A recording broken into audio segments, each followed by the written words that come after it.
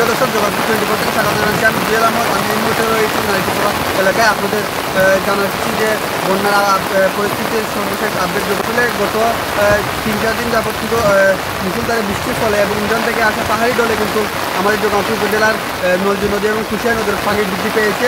ক্রমাগত পানি কিন্তু বৃদ্ধি পাচ্ছে, ফলে কিন্তু কুশিয়ারা নদীর পাড়ের উভয় পাড়ে কিন্তু প্লাবিত হয়েছে এবং নলজি নদীর পানি বৃদ্ধি পেয়ে কিন্তু জগন্নাথপুর পৌরসভা এবং বিভিন্ন অঞ্চলে নিম্ন অঞ্চল কিন্তু বন্যায় পরিস্থিতি দেখা দিয়েছে। ফলে প্রায় 50 শতাধিক গ্রামের মানুষ কিন্তু পানিবন্দী রয়েছেন। এর মধ্যে আমরা খবর পেয়েছি যে বিভিন্ন গ্রামের মানুষও কিন্তু বিভিন্ন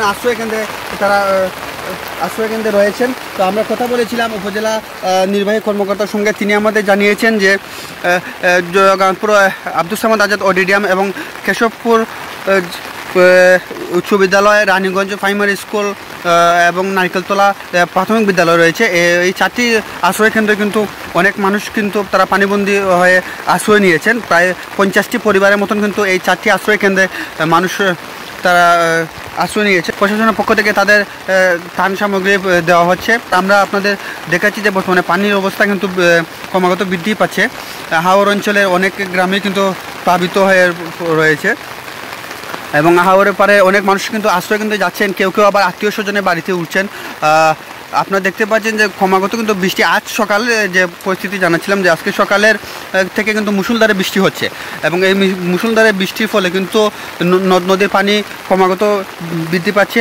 এছাড়াও আমরা যেটা জানতে পেরেছি যে সুনামগঞ্জ থেকেও কিন্তু ভারতের চেরাপুঞ্জিতে অনেক বৃষ্টিপাত হওয়ায় সেখান থেকে উজান থেকে পাহাড়ি ঢল নেমে আসছে, ফলে সুনামগঞ্জও কিন্তু প্লাবিত হয়ে আছে এবং আমাদের জগন্নাথপুর বন্যা পরিস্থিতি দেখা দিয়েছে। তো আমরা আপনাদের সরাসরি দেখানোর চেষ্টা করছিলাম।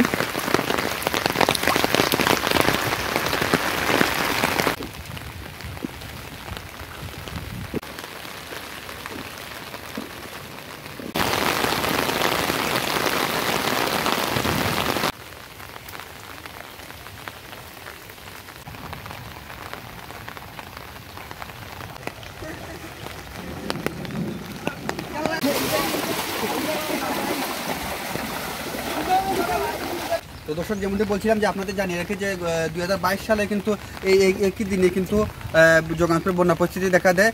তো আমরা বানবাসীদের সাথে কথা বলছিলাম, তারা কিন্তু জানিয়েছেন যে একই ধরনের পরিস্থিতি তারা আতঙ্কে রয়েছেন যে 2022 সালের বন্যা পরিস্থিতি জগন্নাথপুরে আবার দেখা দিতে পারে। তো আমরা জানাচ্ছিলাম আপনাদের জগন্নাথপুরের বন্যার সর্বশেষ পরিস্থিতি। পরবর্তীতে আপনাদের জগন্নাথপুর বন্যা পরিস্থিতি জানাবো।